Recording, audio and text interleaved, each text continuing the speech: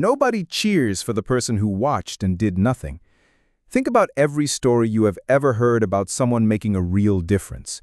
It is always the person who acted, not the bystander, not the person who thought about it and decided it was not their problem. The person who showed up. Today we are talking about using your voice, on the mat and off it. I want to tell you about something that happened with one of my athletes.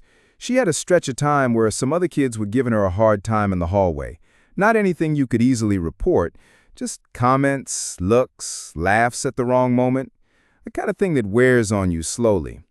One day, it was more direct. Something was said, out loud, in front of people, and before I even got there, her teammate had already stepped in. This girl is 5'0". She did not get physical, she did not escalate, she just stepped forward, looked at those kids, and said 5 words. "Nah, we are not doing that here." And then she stood there, just present, not moving. And they walked away. 5 words. That is all it took, but what made it work was not the words, it was the decision to act instead of watch. The bystander effect is a real psychological phenomenon.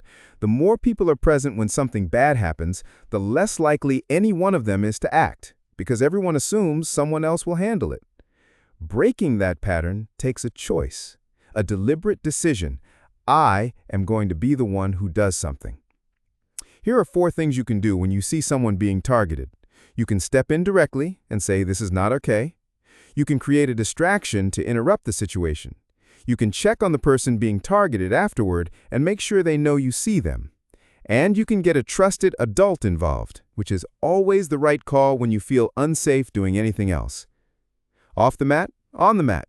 Same team, same loyalty. Your voice is powerful. Use it. Coach Nic.